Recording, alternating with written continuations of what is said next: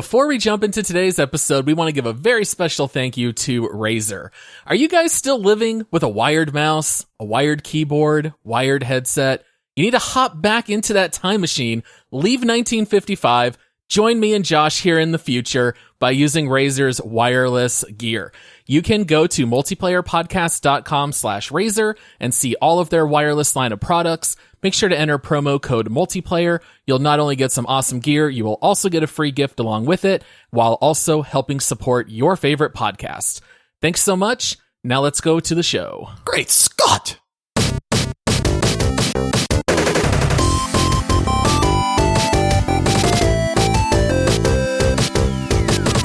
Hello, squad mates. Welcome to the Multiplayer Gaming Podcast. We are two dads who love to get together and talk about gaming for 1 hour podcasts every Monday and 30-minute podcasts every Thursday. Since today is a Monday, we are going to have an hour-long deep dive episode for you guys. If you have not already done so, make sure to rate our podcast 5 stars and leave us a review. You can also help support the show by subscribing in Apple Podcasts or by going to multiplayersquad.com, and that'll let you pledge on Patreon. Either way, you will get access to exclusive quick take episodes where you can hear 2 extra episodes every week that are anywhere from 5 to 15 minutes that Josh and I record separately. I am your host, Paul. And then joining me, I can't wait to find out what his deepest secrets and desires are, but I know they're going to be revealed in the cave. It's Josh. The cave reveals all, Paul. The Cave of Wonders. All right. So jumping into our episode here today, we do want to start out by giving a shout out to new Patreon supporter, Papa Thunderfist. Thank you so much for your support. I love that name, by the way. Is that like a reference to something? It sounds like an MMO character name to me. It sounds like one. I just like it because it's Papa. It makes me feel like he's similar in age to us, you know. And then Yeah. Thunder. Who doesn't want a Thunderfist, right? Thunderfist. Yeah. And we also want to give a thank you to legendary supporters Jake, RangerMiller 73, AceofShame, Ad, and TFolls. And we just want to say thank you to all of you out there who help support the show. We really do appreciate all the love and the support. It really is pretty incredible. And Josh, I think you've got a couple of reviews we're going to read here on the show. We have a lot of new reviews that came in, which just makes my day. Here's an insight into my day, right? I wake up, I make my coffee, I feed the animals, I come sit at my computer. The very first thing I do is I go to Apple Podcasts and I look at, hey, let me check reviews. And it's like Christmas morning when I see new reviews pop in. And then I always copy and paste them into Discord to you to be like, yay, new reviews. Like, honestly, I know we talk about it all the time, but they really, really help the show.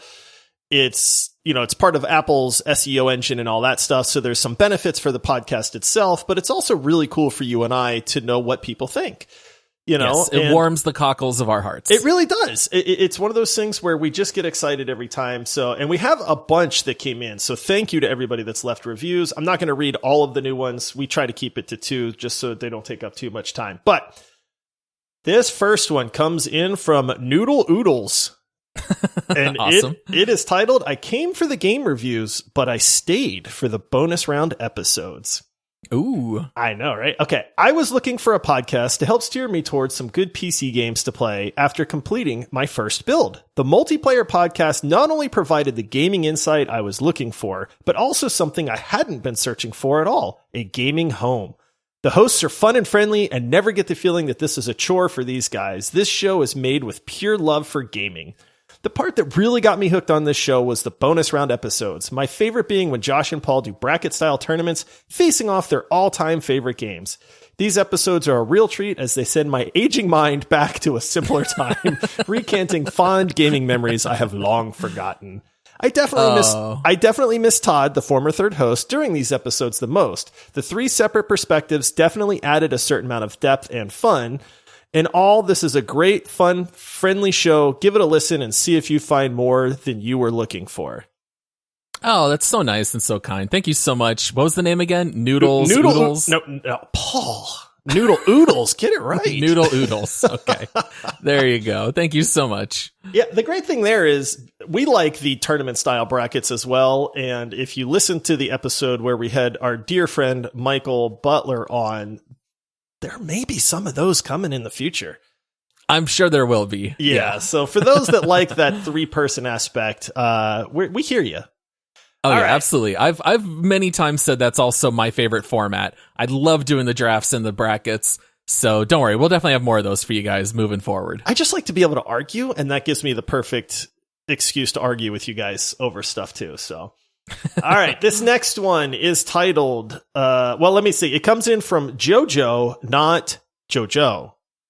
Okay. From the Netherlands. So not to be confused. Yeah. So how do you say hi in Dutch? In Netherlandish? Yeah, in Netherlandish. I'm just going to go with hi. But it is titled Nice and Chill Podcast for the Whole Family. I've been listening for about a half a year now, and this is the podcast that I was looking for a long, long time. It's got me so addicted, I refresh the episode tab every 15 minutes the day a new episode comes out. I also don't know if you know this, but there are probably a lot of listeners from European countries that don't have English as a native language, myself included. Overall, a very chill and relaxing podcast by two men that I know nothing about, yet connect so good with. Keep up the great work, guys. Oh, very nice. By the way, I did bring up Google Translator, and hello is hello. Hello. Hallo. Oh, you got to say it with the A. Yeah. Yes. I feel like Germans do that too. Yeah, like a lot of them are pretty small. Yeah, like, in that case, it's Guten Tag, right? Hello. But, well, actually, it's Tschüss, believe it or not. Oh. In common German, Tschüss is the, what you say. I used to speak German pretty good, believe it or not. I don't believe it. I really did. That is no lie. My first job as a dolphin trainer, Paul, we had you train them with German. Well, no, dolphins aren't German. Come on. You ever seen an ocean in Germany, Paul? No, that's exactly my point. I feel like you're Dwight Schrute, who like trains dogs to speak German and reads the copy machine manual in German. Is this you, Josh? I can neither confirm nor deny. I do share a lot in common with Dwight. I'm realizing that the more I live, and I don't know that that's a bad thing. Your teeth are always red with beet stains. Oh, I hate beets. Never mind. I am not Dwight. Dude, I think we had a conversation the other day about eggplant, and I was like, I despise eggplant. I might hate beets more than eggplant. All right. Well, you know what? I think that's all we had by way of housekeeping. I think it's time. The water looks inviting. Let's jump on in and deep dive the cave. All right, Josh, why are we covering the cave in this episode? We are covering the cave because a phenomenal human being by the name of TFolls, well, that's his Discord name anyway. Yeah, it's on his birth certificate. TFolls became a legendary supporter of the show. He's been supporting the show for a super long time, so thank you, TFolls. But he became a legendary supporter. One of the perks of being a legendary supporter is you get to pick a game for Paul and myself to play. And TFolls picked The Cave for us. I had never heard of this game until he mentioned it. And he was very excited about it. And he mentioned, like, if my memory serves, which, take that with a grain of salt, I'm getting older. But if memory serves, he said that he played this game with his dad. And he had very fond memories of playing this game with his dad. And so he thought that we would enjoy playing it as well. Does that sound right to you? Yeah. Okay, I was going to say it was either his dad or a brother. It was some kind of family member. But yeah, you're absolutely right. And did you look anything up, or did you just download it and start playing? Oh, I don't ever look stuff up usually. I just downloaded it and started playing. That is exactly what I did as well. So I knew absolutely nothing about this. One of my favorite things about doing deep dives like this is playing through the game and then reading up about the game and the development and who was involved. And there's some pretty funny things here in regards to the cave that I figured out after playing it. So we always start off these deep dive segments by reading a description either from Steam or from Wikipedia. And so The Cave is a puzzle platform adventure video game developed by Double Fine Productions and published by Sega in January 2013. The game was created by Ron Gilbert, requiring the player to initially select 3 different characters from a cast of 7 to explore the cave. Many of the game's puzzles require the 3 characters to work in coordination to complete, while some puzzles are specific to the unique abilities of a character. In this manner, the cave can only be fully explored through multiple playthroughs. Now, as soon as I read that after beating it, I immediately recognized Ron Gilbert's name. Some of you out there who are, older gamers, that name might sound familiar. He worked for Lucasfilm Games.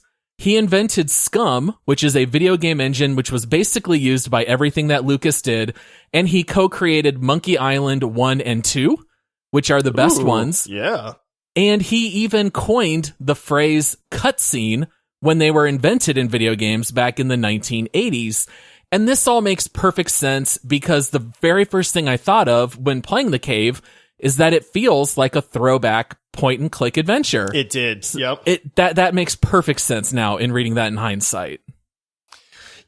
All right, so since we're going to be talking about The Cave here, I don't know really what you want to cover or talk about first, but how about you give like the elevator pitch, like 30 seconds or less? How would you describe The Cave?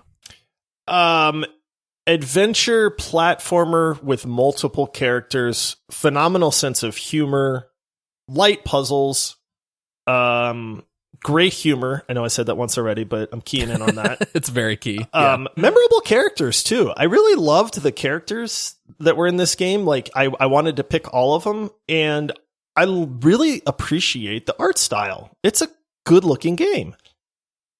Yeah. And I would say just on top of that, it's a very casual game. So you can die in the cave, but your character immediately just respawns. So this is the kind of game that I think can really be enjoyed by just about anyone and just about any age. I mean, there are some aspects that can be a little bit scary for like really young kids, but the game is like free from profanity. It's casual, but it's still very clever. And it's very funny, especially in the narrations in the game. So do you want to talk a little bit about how like the cave itself is actually the narrator of the game? We actually don't hear the characters ever talk. No, you don't, which is you hear them make little noises sometimes. Like they have abilities that the characters can use that make noises. We'll get into the characters here in a little bit, but yeah, so the cave apparently is the narrator for this game. Yes. Like, I don't know if you've ever seen a talking cave before, Paul, but now I have. And so it's a great narrator, man. I need more caves in my life, apparently. Because he's got a smooth voice. He talks to you. He's clever. He's witty. I don't know if a cave can be a he, but the voice sounds male anyway. So that's what I'm going with. But yeah, and I love it because it's got some funny dialogue. He makes fun of you. He kind of sets the stage for the different moments and the different characters and stuff like that. There's a little bit of sarcasm from time to time. It's just an very enjoyable part of this game that really helps to highlight everything else. Yes, and the narrator also will occasionally break the fourth wall and also kind of comment on the game itself.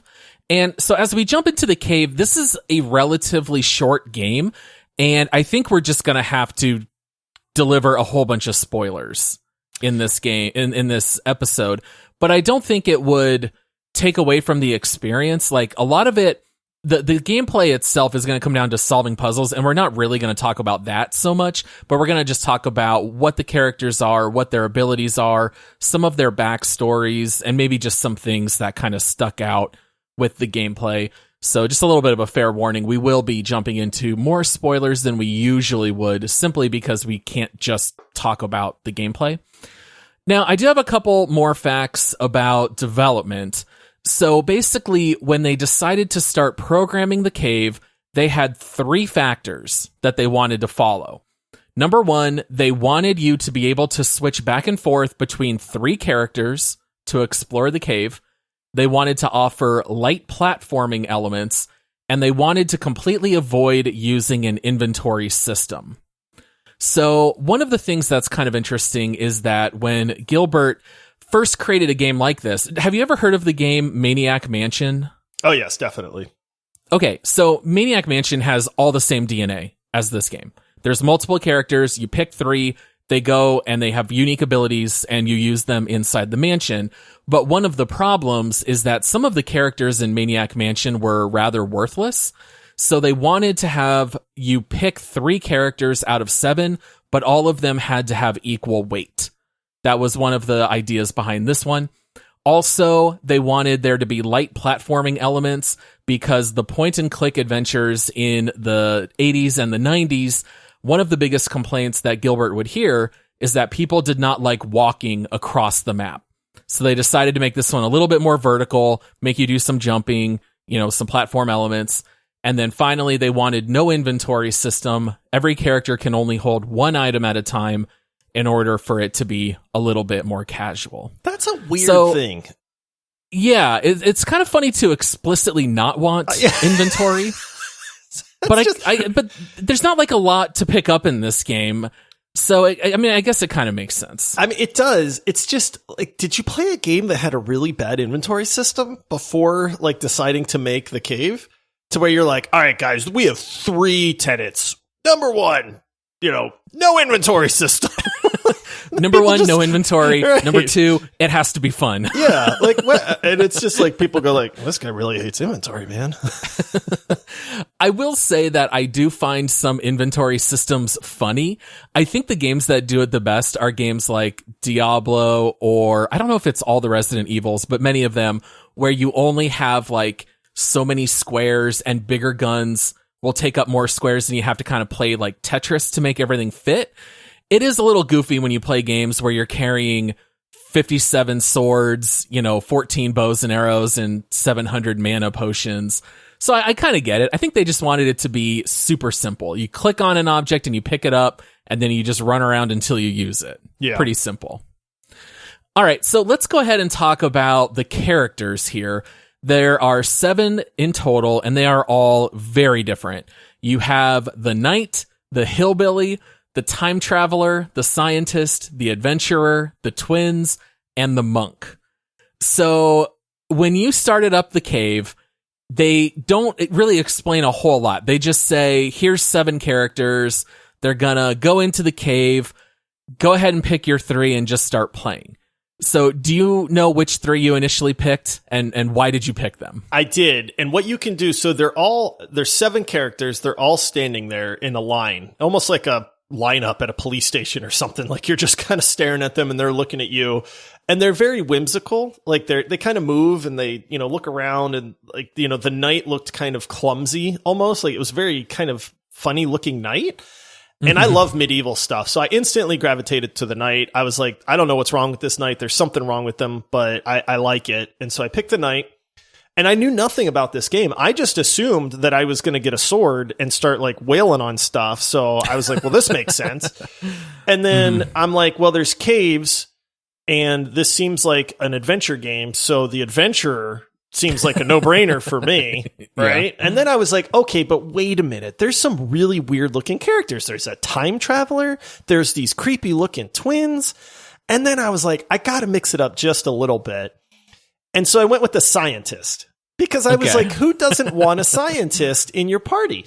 Now, I will say this, is that when they're all lined up, every character has a different ability. And I had no clue what these abilities did, what they were. The knight makes this like glowing dome around himself. The adventurer has a grapple hook, and the scientist like makes calculations float out. Like she's trying to calculate something in her mind. It looks like Zach Galifianakis in The Hangover when he's calculating and it's in the air. That's exactly what she does. That's exactly it. And I had no idea what this did, but I was like, this has got to be helpful. Like having somebody really smart on my team seems like that would be a benefit. So I went with the scientist. So hilariously enough, I picked 3 completely different characters than you did, which was very funny because you and I did not talk about this at all. Now, I did not know this was a puzzle game. I figured there would be combat, and I figured there was something in that regard. So as I'm looking at these 7 people, I immediately thought, what on earth is a hillbilly going to do to help me in this game? So the hillbilly is actually the very first one that I picked. And he's got this like giant straw hat. He walks where he swings his arms almost like Donkey Kong, like from back in Donkey Kong Country. Like he's got these really exaggerated arm swinging movements. And so I picked the hillbilly, and then I picked the twins specifically because they looked very creepy. They looked straight out of a Tim Burton movie. Yes. They almost have like dead looking eyes. And so I was like, okay, well, I got to pick these twins. Plus they're the only ones that were a set of two. And then for the last one, since I thought, well, clearly there's going to be some combat in this game, which, spoiler alert, I was wrong. I figured, I bet the time traveler would have some pretty neat abilities in that regard. So I went ahead and picked the time traveler as my third, and then just jumped in and started playing. And then I very quickly learned that basically you're just kind of solving puzzles and learning about these character backstories. There is no advantage to picking one character over another, but it does give you a vastly different experience. So the fact that you and I picked completely different teams of 3, this game played very differently for you and me. Absolutely, which is really cool and kind of funny, but that also makes me feel bad for the monk. Oh, yeah, because neither of us had an interest in poor the monk. We're sorry. You were the last kid picked in kickball. Oh, yeah, or not even picked at all. Right? Yeah. He said to take his ball and go home. Now I feel terrible, Paul. Yeah. There's only room for 6 on this court. Get out of here, monk. All right. So basically, the story, if you will, of the cave is that these different characters have traveled across time and space to come to the cave. And as they go inside the cave, it is going to explore some of their deepest desires, but all of them also have like a dark secret that's going to be revealed as well. So this is almost like a simulation that's going to play out some of their desires and their secrets. And then we're just going to see how that plays out. And so I figure at this point, let's just go back and forth and talk about what character we picked and like what their ability was and what their story was. So is there like a certain character you wanted to start out with? I'll start with my boy, the Knight. Okay. Because here's the other thing. With no spoilers and no nothing else, I had no clue what his ability did. Right. Like, honestly, I had no idea while I'm playing this game. It makes like an angel singing like, oh, sound. Right. And this little like light dome with wings over his head pops up, but he can't move while he's doing it. And I'm like, is this like, does this trigger like a secret door? Like, what does this do? And I don't know how I figured it out, but it actually makes him invulnerable. Okay. Like, he cannot die at all while he's using this. So there's like a point where I fell into lava and I'm doing the, and he's just standing there until I let go of the button. Like, I can't move. I can't get out of the lava. It's inevitable that I'm going to die. But I had fun just kind of like being like, haha, you can't kill me, lava. But there are advantages to that in the game because one of the easiest ways to die in this game is falling. Yes, and you 100%. can't fall very far without dying. So it is a neat ability for him to be able to jump off like a steep ledge and then do the, and then he floats down kind of slow. And then he's in a new area where the other people can't quite get to. So, he was a lot of fun. The Knight is also very scrawny looking. It almost reminds me of like King Arthur from the Disney movie. Oh, yeah. Where he's like still a young boy. Right. Yeah. He's just a scrawny. He's just a scrawny, spindly guy. And so it's just like, he doesn't look like he deserves or can even support this suit of armor. So that's the Knight. Do you want to talk about the levels too, or just the characters for now? Yeah, we can talk about the levels too. Like, what's the overall story with the Knight? Dude, the Knight's level was my favorite level by far. Okay. Like, by far. So this is funny because, he goes to a castle. He winds up meeting the king. Sure. Who has Excalibur in a stone, and the king's like, oh, hey, Knight, like, go ahead and try to pull it out. And I'm thinking, like, well, this is going to be interesting. Little scrawny Knight comes over. Of course, he can't pull the sword out of the stone. So then the king is like, yes, whoever weds my daughter is said to be the true, like, wielder of this sword. So you need to go see if my daughter will wed you. Okay. It's like, okay, so then you got to climb this big tower. And you climb up this hill, and there's the princess on her balcony, straight out of like Rapunzel or something. And so you talk to her, but she's this spoiled just brat. And so she's like, well, you need to bring me the gold from the dragon and then I'll agree to marry you. So then you have to go way down in this dungeon. You meet this dragon. You can't figure out how to get the gold. This is where the knight's ability comes in because the dragon tries to roast you. And you do the invulnerability ability while he's sitting there breathing fire on you, and then you can use another character to sneak around behind the dragon. Oh, clever. I don't want to spoil too much because what happens after you steal the gold from the dragon is hilarious. And I don't want to spoil that part of it for people that may pick up this game and play it. But let me just say that I was literally laughing out loud at like the rest of this. Debacle that occurred after that. And then eventually you wind up going back to the king. You wind up getting the sword in a certain way. And then that's like the whole knight's level. But I did not understand at first, because this is the first level I came across, that the level was unique to me because I had the knight in my party. This is a level I did not see at all because I did not have the knight. Right, and I thought you did. I was like, oh, well, Paul's going through this level. He'll love this. And that is one thing I was not aware of. And so that came later that we figured out, like, oh, the levels you play are only for the people that are in your party. And what's funny is I kept trying to use the scientist in the castle and on the dragon. I'm like, well, maybe the scientist can figure out what this dragon wants.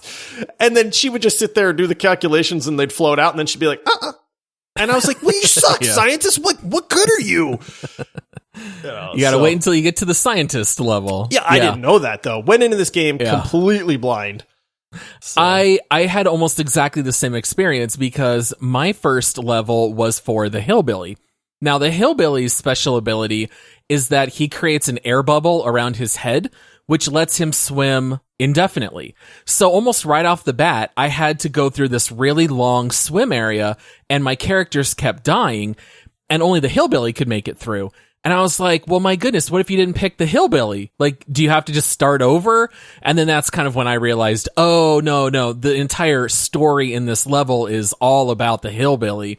And so his story is that he worked at a carnival and fell in love with the two-legged lady. So this is part of like the dry humor in the game. You know, it's not a bearded lady or a three-legged lady. It's the two-legged lady at the carnival that he loves. And so he wants to win enough tickets at the carnival to get a giant pink teddy bear. And he's convinced that if he gives this to her, that she'll fall in love with him. And so basically in his level, you're running around playing carnival games to win enough tickets to go get the teddy bear. Well, I am going to spoil a little bit here with the hillbilly, but basically, once you're able to get the teddy bear, you go to give it to her, and it turns out that she doesn't care about the teddy bear.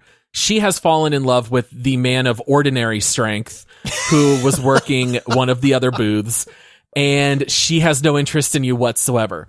So at this point, what you end up doing is you kill the water supply to the carnival, and then you light the whole thing on fire, and you burn the entire carnival to the ground because you did not win the affections of the two-legged lady. So this is, at this point, I kind of realized, oh, like, they have, like, really bad issues that we're going to see play out. And then as soon as I saw that, I was like, oh, man, what are these creepy twins going to do? Because it was already kind of weird enough with the hillbilly. But yes, he actually burns the entire carnival to the ground. Okay, so this is telling me that there's a theme in this game where... Oh, yes. Because I don't want to spoil the night thing, but something terrible happens. Let's just put it that way. And so I'm starting to realize that I think in every level, something terrible happens, but it's like comically terrible, which is wonderful. It's done for comedy, but it does have that little underlying darkness to all of the characters. They all have their own temptations that they face, and things are not going to turn out so well in the cave. No, they don't very well at all. What's the second level you went through? So the second one I did was the adventurer, who is basically Indiana Jones. She's trying to find like this relic or idol or something like that. And you know, at this point I had figured out, okay, well, her ability is going to come into play on this one. And, you know, you get to grapple hook and then she swings across these big pits and stuff like that none of the other characters can do. And we should mention that when you're controlling one character, your other characters are just sitting there waiting wherever you left them for you to control them. And you definitely have to work as a team. So I'll use the knight again. Go into the dragon's lair, dragon gets mad, roasts me, I die. Go back in, activate my invulnerability. Dragon sits there trying to roast me. I swap to a different character, go up and around the level behind the dragon, steal the gold, do it like that. And then, your third character might need to be on a lever that's keeping the gate to the back of the dragon's lair open or something. So you definitely have to use all three people, just not simultaneously. And so you can lead with any character you want, but if you're on a certain level, then the characters whose level that is, you're probably going to need their ability. And so with the adventurer, it's all like, you're in the cave. All of this is underground, right? Even the castle and stuff, you're down below underground. And you're searching for this idol as the adventurer. That one was a little goofy because it didn't. I expected rolling boulders and stuff straight out of Indiana Jones, and it took a little bit of a different turn to where there's like some kind of crystal beast that's blocking your path for the adventurer, and that beast plays a large part in like the puzzles and the stuff that you have to do. You come across a competing adventurer who's tracking the beast, and so you're like competing for her. And there's like security. I got shot by people for the first time, which I thought was really strange. Like there's these people that are guarding these different areas and they're shooting me. They won't let me pass. And I thought, well, that's kind of weird. And so you have to figure out how to sneak past them. You got to interact with this other NPC character that you come across. You have to kind of trick that character so that you can do that. There's parts where it did feel very Indiana Jones-ish. I'm moving a sarcophagus around and trying to figure out how to get it down this elevator.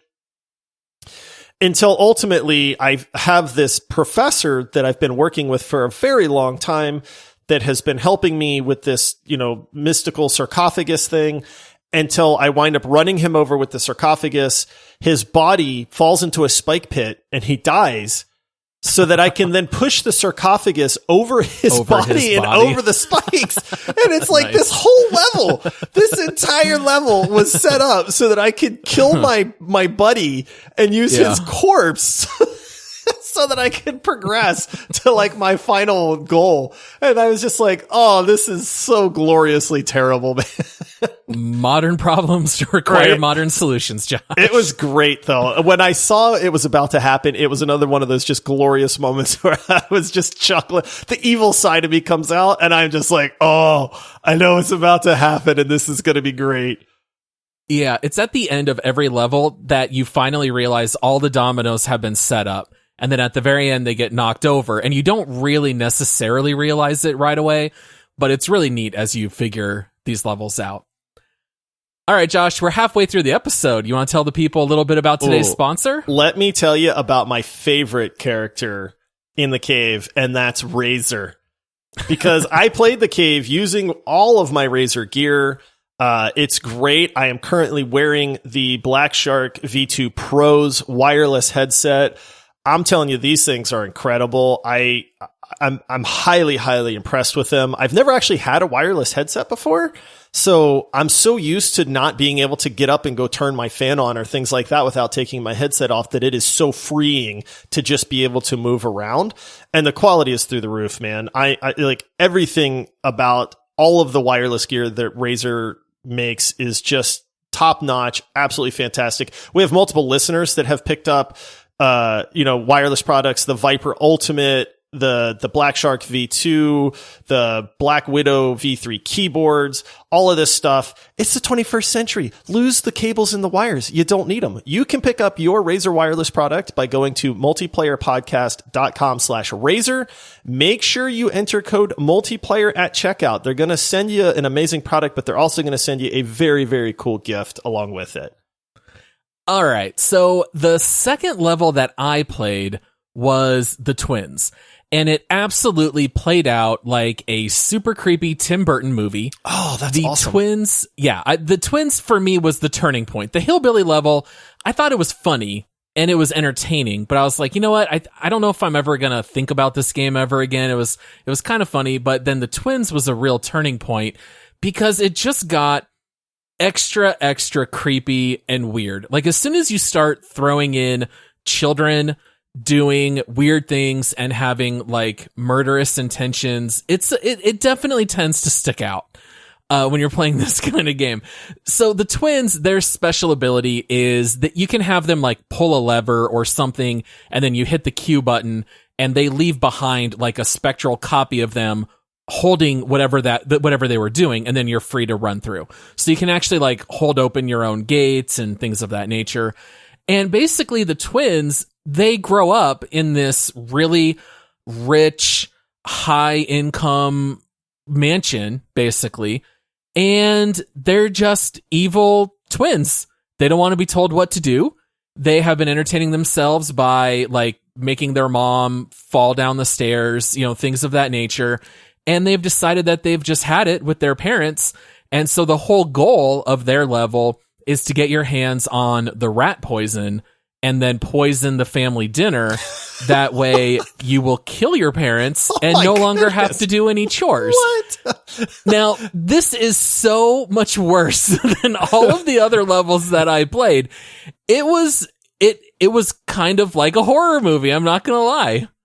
It was pretty insane. Wild. Now, there are some terrible things that happen in this game.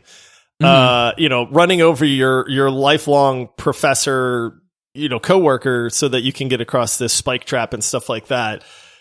But that's bananas, man. Rat poison? That's what they're going after?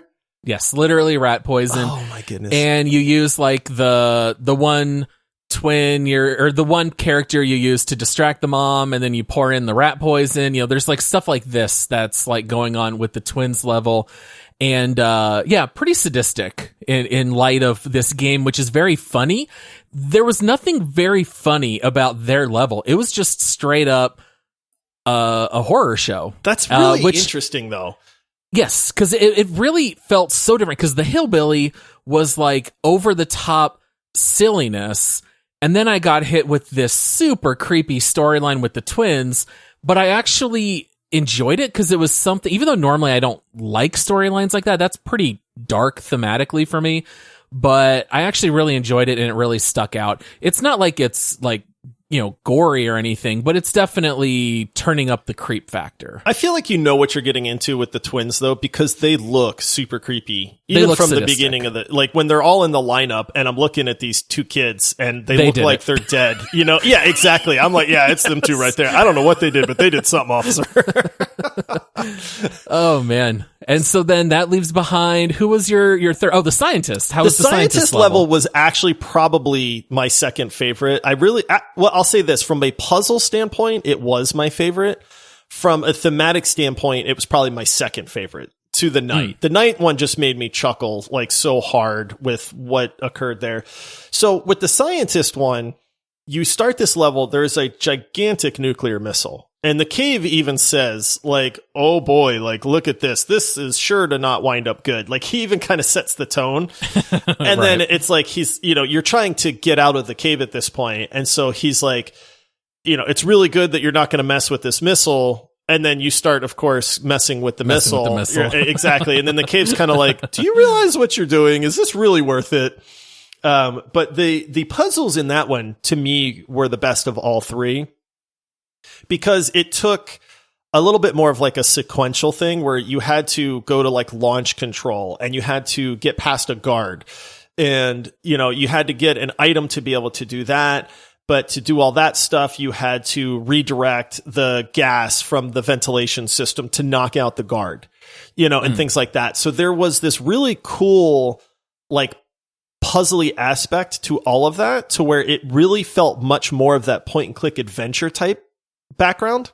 Like, you could really feel that come out, to where it was like, here, you found this item. How do you use this item in relation to the environment that you're in to then figure out how to solve this puzzle? And so it was like, oh, okay, well, I put this knockout gas into the ventilation system. I had to use another one of my characters to pull the lever to reverse the airflow so that it blew onto the guard. Now he's knocked out. I can go get the launch codes, from the computer that he was at, which, guess what? All of the calculations and stuff that the scientist does is simply like her trying to use a computer. And then I was like, I finally understand what this scientist does. Yes. So there, great moment of realization there. But yeah, that level to me was a lot of fun from the puzzle aspect. Graphically, it was probably one of the most drab levels. Like there just wasn't a whole lot to see because you're in this like missile launch silo area with like just hallways and rooms and stuff. But that one was a lot of fun. I really enjoyed that. And the narrator plays a very big role in that one because you're trying to launch a nuclear missile. Right. And he's like, don't do that. Yeah. Breaking the fourth wall a little bit there. Oh, that's funny. Yeah. And so like the scientist has some temptations. Like, are we going to use these smarts to help the world or bring about destruction? And so it's there's bringing about destruction. A little bit of temptation there. All right. And then the last level that I played was the Time Traveler. Funny enough that the Time Traveler's special ability is not to travel time, but rather it's just a teleport to basically move 5 feet forward. So if you have like some kind of object in the way, you can teleport behind it. But the Time Traveler, similar to like you were saying, like the third level had the best puzzles. Same for me. The Time Traveler, I thought, was by far the most clever use of of time travel along with multiple characters. So basically, the Time Traveler's story is that she works in a museum, kind of like the Museum of Natural History, and her coworker is awarded the best employee of all time. And she gets mad because she thinks it should be her. So she decides to use the time machine to figure out a way to make this person never exist to begin with. That way they won't be awarded best employee of all time, and it'll be her. So basically what you do is you have a time machine that any of the characters can click, and there's 3 timelines. There's prehistoric, modern day, and then you can travel to the future in the year 2701. Now, basically what this lets you do is, and I'll just give you like 1 or 2 examples. For example, if I go back to prehistoric times and I kill a dinosaur, I know where they died. And then if I go all the way into the future, now there's a puddle of oil where that dinosaur has decomposed. Neat. Okay. Or maybe there's like a certain substance dripping from the ceiling down onto the floor. Well, now if I put something in the way, then that's going to change the layout of the level because now we no longer have water or something flowing in that area.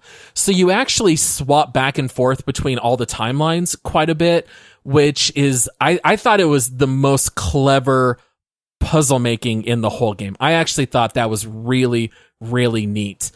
So I think that's about all I would have to say as far as the Time Traveler goes. Now, the funny thing is that at the end of the game, your characters have seen these simulations of what they can do in these situations.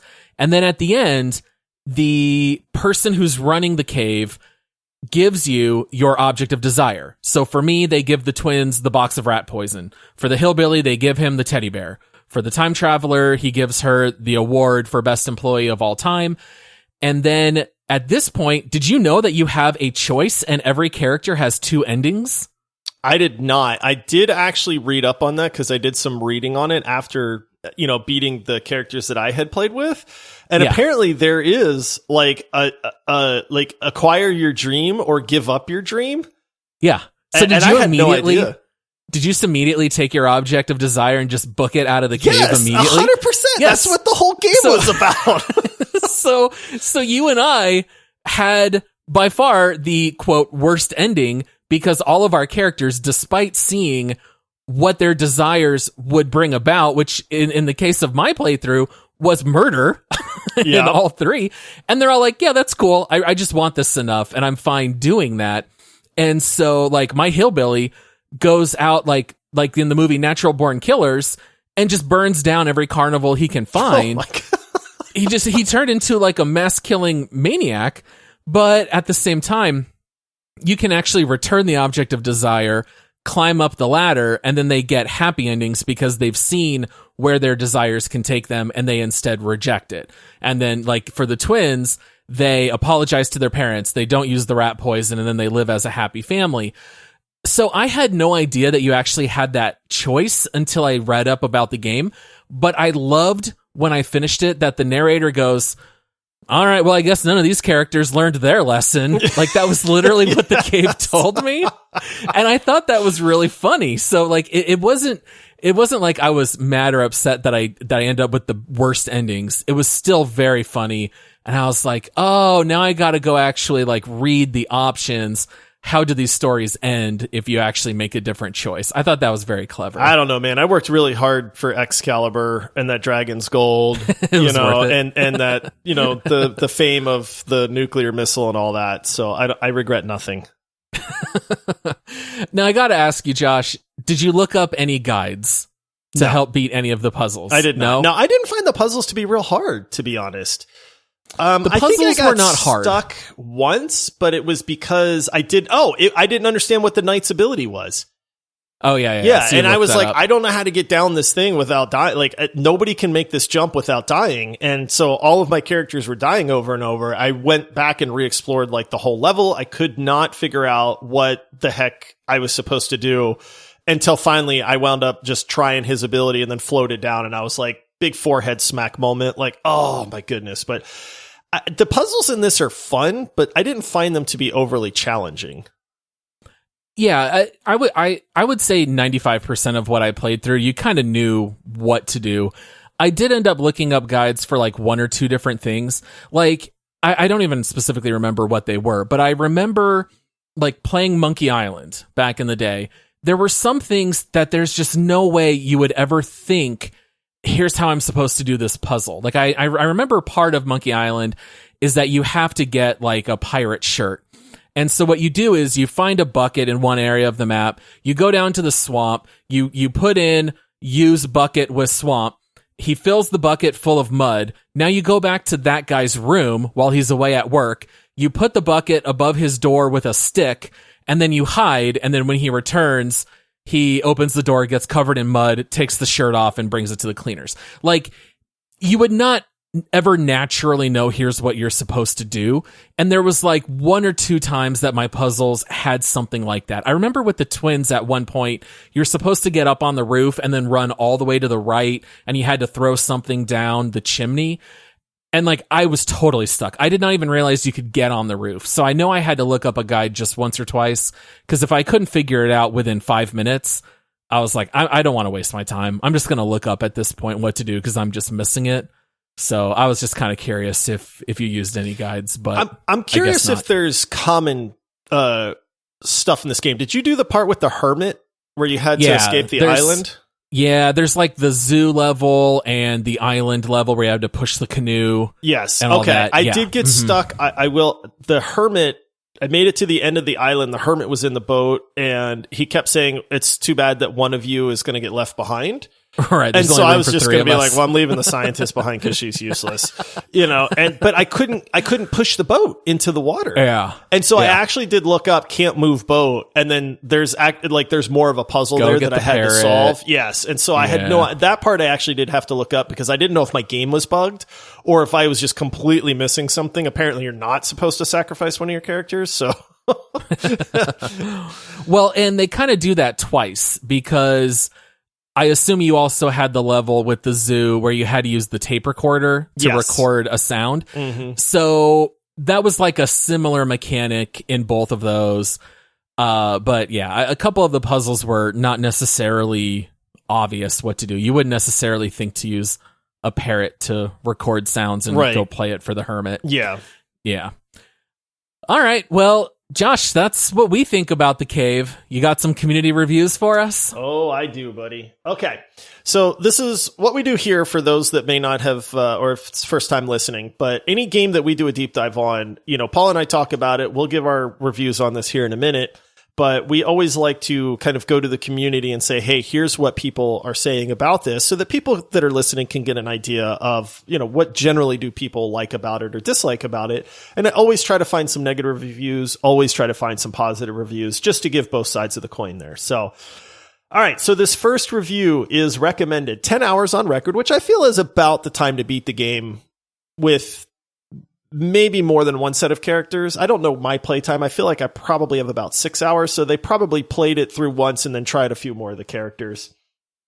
But it says, there may be a lot of people who would disagree, but The Cave is an amazing puzzle platformer and is one of my favorite games of all time. Although the puzzles are simple, there is something about exploring the fate of 7 adventures that makes this game great. And I can see exactly why they would say that. Yeah, I agree. I mean, just the stories and the levels behind these characters, their flaws. Like, one thing that we didn't talk about either is in every level, there's these like wall drawings, almost like cave drawings. And if you click on one, it gives you almost like a still page of a slice out of that character's previous life. Right? Like a panel in a comic. Exactly. Right. And so like for the knight, you figure out that the reason that this knight looks all scrawny, and doesn't look much like a knight is that that character's not really a knight. He's an imposter. Right, exactly.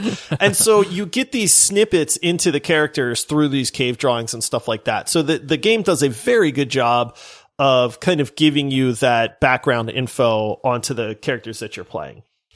All right, this next one is not recommended. 7.8 hours on record. Controls are clumsy and slow. Playability is awful. The story and the narrative are just okay. And the effort to go through the game is not worth it. I can't recommend it. Okay, so the controls are a little goofy, especially if you're using mouse and keyboard. I used controller. But like this game's not like a fine-tuned platformer. I don't know about you, but were there several times that you would like start to climb off a ledge and then try to float the opposite direction just to immediately grab your ledge and climb back up? Yes. Like that's my number one complaint. I would say 1 out of every 4 times I dropped from a ledge, I would accidentally grab it and climb back up. Yeah, 100%. So I get that. This is not a tight platformer. This is not, no, it's not supposed to be. It's not supposed to be. This is more about the characters, the themes, the light puzzle solving, the humor. You don't play this because you want a very tight platformer. That's just not what this game's about. Okay. Yeah, and I would actually say that the story is more than just okay, because point-and-click adventures like this normally don't have any kind of point, and this one totally had a point. It had to deal with, what do you desire and how are you tempted to use that for good or evil? Like, I thought that was... and what are you willing to sacrifice to get it? I mean, in all of my levels, the character or somebody that was related to the character got sacrificed in one form or another, so... Yeah, I agree. I think that's the main point of this game is the characters and the stories involved and kind of what they go through for their desires. Okay, so this next one is not recommended. 6.7 hours on record. And it says, tedious walks around the cave for hours and from time to time, some fun puzzle. Now, I will say this, and I get what this person's going for, because most of the negative reviews on this game had to do with the amount of backtracking that you have to do through a level. Sure. And there are points in the levels where you have to run your one character through the level, switch to your other character, run that character through the level, and then switch to your third character and run that character through the level to get to this point where there's 3 levers and all 3 characters have to pull the lever at the same time. Like, that part to me was like, dude, that's just not fun. Like, why do I have to do that? It was much better when the characters had to go to 3 different points in a level to do something, but there are a few times where you're just running. The one thing that might have helped with that, because this is one of the things I was thinking, because anytime you would get to the end of the level, all of the other characters would just suddenly appear with you. Yes. There should have been a button to just like recall your characters and then they would just like come with you. If it just had a simple mechanic like that, you would have cut out a lot of that backtracking. But then again, you'd probably beat the game in like 3.5 hours and then people would probably complain it's too short. So I don't know if there's like a perfect solution, but I did find myself kind of wanting to just recall teammates. Yes, I agree. There should have been a button for that, but it's a fine line, I guess. All right. And then this last one is recommended, 26 hours on record. So this person probably played through with every character. A scientist, hillbilly, time traveler, knight, monk, adventurer, and twins walk into a cave. No, this is not a joke setup. Seriously, it's 7 people walk into a cave in groups of 3 to launch a nuclear weapon, travel back in time to kill the caveman ancestor of their coworker, burn a carnival down, and have other adventures. Yes. Common adventures, just like those. Plain standard stuff. Yeah. Yeah, exactly. All right, Paul. So those are some reviews from the community. This is the part where you and I are going to make a guess as to what we think the overall review score for this game is. This says a little bit about what we think before we get into what we actually think about the game. Yeah. And you're on a hot streak. I think you've won 2, maybe 3 in a row now. Yeah, 2 or 3. So yeah, we take a look at the user score. So what percentage of Steam reviews are positive? I think this is a really hard one to guess. You could tell me anything from 70 to 92%, and I feel like I could believe it. I know I enjoyed it. I think most people probably did. I think this is going to be somewhere in the mid 80s. So I wrote down 84%. That was just my gut shot. I think it's going to be somewhere around 84. 84. Okay. Well, you and I think very similar then, because my guess was 86%. Oh, okay. You know, I thought, hey, this is an enjoyable game. It's not going to be for everybody, but there's not much to hate about it. But there's not too much that's super amazing about it. It's going to put it up in like the high 90s or something like that either. So I guess 86. The actual is 87. Oh. Your reign is over, Paul. I'm really happy. I'm glad that I would lose with this being a higher score than I thought. I thought there would be more complaining about the backtrack. That was my number one worry. It was the majority of the negative reviews was simply just too much walking, too much backtracking. Like, why do I have to go through this level a second time? That kind of stuff. So that does seem to be the common theme, but apparently people didn't hate that much. So, all right. Well, Josh, we're going to hit that music and you get to take us into the next segment. Oh boy. Hey, scientist, you want to calculate my chances of a date? I'm Paul. I'm terrible nice. At these things, man. Very I make them nice. up on the fly because I don't ever expect to win these. So when I have to intro that segment, I'm so not prepared. Very nice. All right. So this is where we play Make Love, Marry, or Murder. This is how Paul and I are going to rate this game.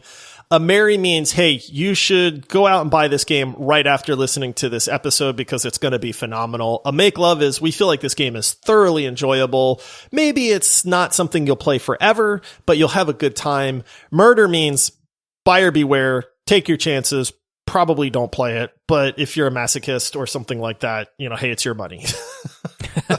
Exactly. All right. Well, since I won, Paul, I guess I'll go first on this one. Yeah. There is nothing to not like about this game. In my opinion, it's quirky, it's fun, it's got a very cool style to it. I loved the humor, I loved the just crazy results from the stages. I loved hearing about your characters and what they went through because I didn't know, maybe I just picked the 3 craziest characters in the game, and that kind of stuff. For me, this is a very, very easy make love. Mm-hmm. I don't think it's a marry just because the game's kind of short, and to go back through and play all 7 characters, I feel would be pretty repetitive at that point. Like, I'm glad that I played the characters I played. I don't know that I have any desire to go back through and play the other 4. You know what I mean in that regard? But this game is just thoroughly enjoyable in so many ways. I did not ever find myself like slogging through it. I didn't ever find myself dreading having to play it. It's one of those games. I played it with a controller. I just kicked back in my chair, had a good time, had some chuckles to myself. It's easy to play. It's approachable. There's really not much I didn't like about it. It's just goofy to say all that and then say, but it's not a marry for me because I just feel like this kind of game doesn't really lend itself to like a marry verdict, I guess. Yeah, almost everything you just said, I could have said verbatim. It is a perfectly fine B game. Like, it's nothing to write home about. It's perfectly pleasant. I never dreaded having to double click the icon. There are games we have covered where I'm like, dang it, I would just want to sit back and play The Witcher 3, right? But I had to play something else. And, this one was very easy. I never grew bored of it. I found the stories to be interesting, the gameplay to be interesting. If you like puzzle games, I think you'll like this one. At the same time, I don't think it's the best puzzle game. I kind of felt like it does a lot of stuff very good. It doesn't really necessarily do anything excellent. So I would say if you're looking for something to play that you're going to be able to beat in a couple days and you've got $15, I think it's a great title to buy. If you're on a super limited gaming budget, I'd let this one pass simply because if you've only got the finances to buy like one game every couple months, I wouldn't make it this one, but it's well worth playing if you want a fun, enjoyable puzzle game.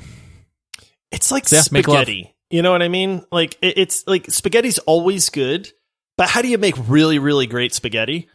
But it's really hard to have bad spaghetti. Now, I know this is probably Paul's looking at me like I'm crazy because I feel these the are chef fingernails, in you. fingernails on the chalkboard. But go ahead. I can appreciate the metaphor, even though I completely disagree. You started looking at me like I was crazy, and you're like, "Have you never had really good spaghetti before?" You got to elevate those meatballs. Right? You got to do homemade pasta, so but it's comfort food. Whatever. Like I said, it's comfort food. It's just it's not a filet mignon, but it's also not beets and eggplant.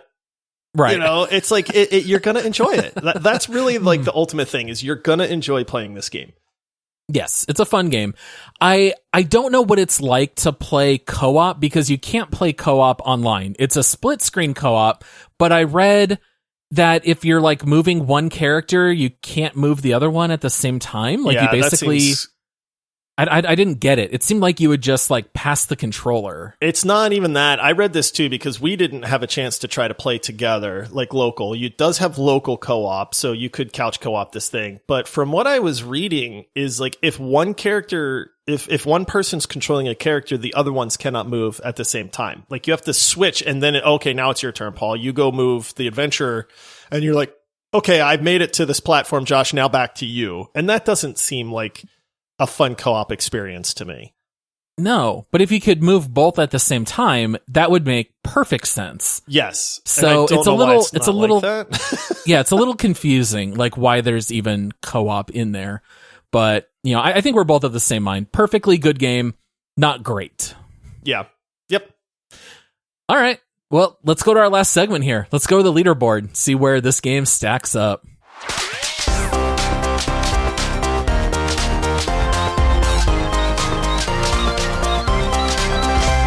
All right, Josh, this leaderboard just keeps growing and growing, buddy. It's getting out of hand, Paul.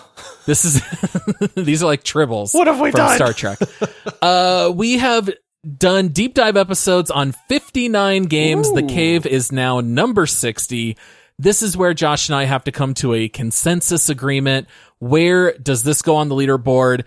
It's almost kind of like what games do we recommend, but we have to agree on its placement. So we've got some games, just to point out a couple of rankings here. We've got Valheim at 5, Grand Theft Auto Online at 11, The Forgotten City at 17, Shovel Knight at 27, Star Wars Squadrons at 38, Escape from Tarkov 50, Hood Outlaws and Legends 58.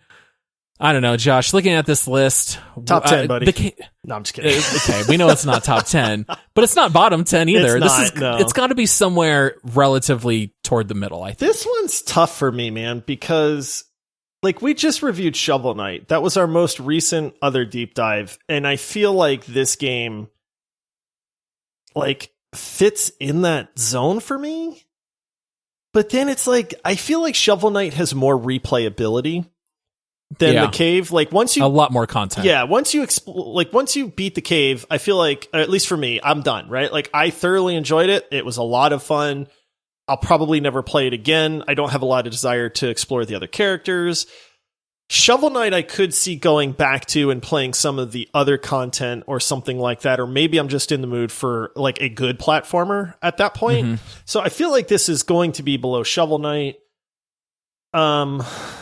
I don't see how you'd put this above Borderlands 3, which we have at 34. I feel like I'd put this somewhere in the mid to late 30s. That's exact. I just started scrolling down. Yeah. I'm looking at RimWorld. I'm like, there's no way this is above RimWorld, especially I know you would die. But then I see Deathloop, like maybe. I mean, I probably not, but Deathloop, maybe Knockout City. We have to fix that, even if it's not on an actual episode. Maybe we need. I like Knockout. And then we've got Squadrons, GTA. I'm thinking like the late 30s. Yeah. I can't put it above Deathloop, man. Deathloop, I get, like, neither you or I didn't really super enjoy Deathloop, but it's a fine game. And there's some people that love it. It's so well done. I feel like it has to be below Deathloop somewhere. I agree. I know I've kind of posed the question before, would you rather pay 60 for Deathloop or 15 for The Cave? And that's where I'm like, I think I would say Deathloop, but it's kind of close. It's close not like an point. immediate. Yeah. Like there's a little hesitation. Think about it. But at the same time, I feel like it's really hard to put this above Star Wars Squadrons, even though I had a lot of issues with Squadrons.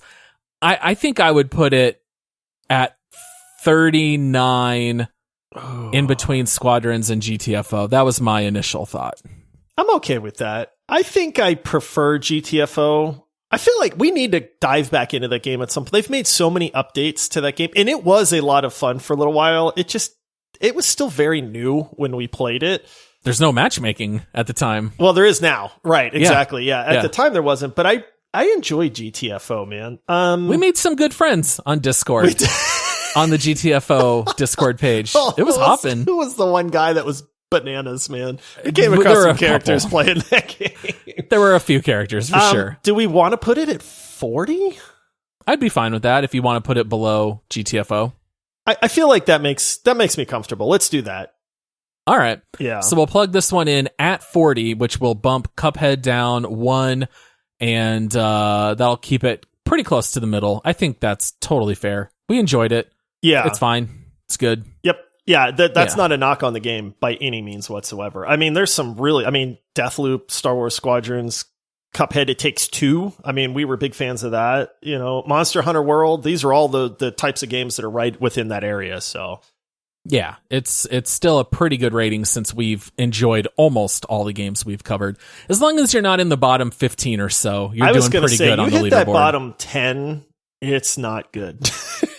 Yeah. Somewhere around the cycle down is pretty rough there in the bottom 15. Yeah. All right. So once again, we want to give a very special thank you to TFolls for being a legendary supporter and picking this game. If you have a game in mind that you want me and Josh to play, you can become a legendary supporter as well. Just go to multiplayersquad.com. You can pick any game and Josh and I will cover it. In fact, we're just waiting for Ad to pick a game. But in the meantime, we are going to be deep diving Battlefield 2042. Ooh. So that is going to be our next deep dive. That will be releasing on November 29th. So if you guys have pre-ordered that game, or if you're planning to get it at release, you'll have a little bit of time to play that and listen along with me and Josh. We did get a head start with the last beta, and we're going to be jumping into that and playing lots of Battlefield. And also, if you want to come join our Discord, there's a link in the episode description. Come hit us up. Talk to us about your gaming takes. Give us suggestions. Give us questions for bonus round episodes. We'd love to hear from you guys. Anything else to tell the people, Josh? Nah, thank you, TFolls. Again, I mentioned at the beginning of the show, but just longtime listener, great supporter of the show. Thanks to Razor for supporting the show as well. And that's it, man. Yeah, thanks so much for listening. We'll see you guys on Thursday. All right, see you, everybody.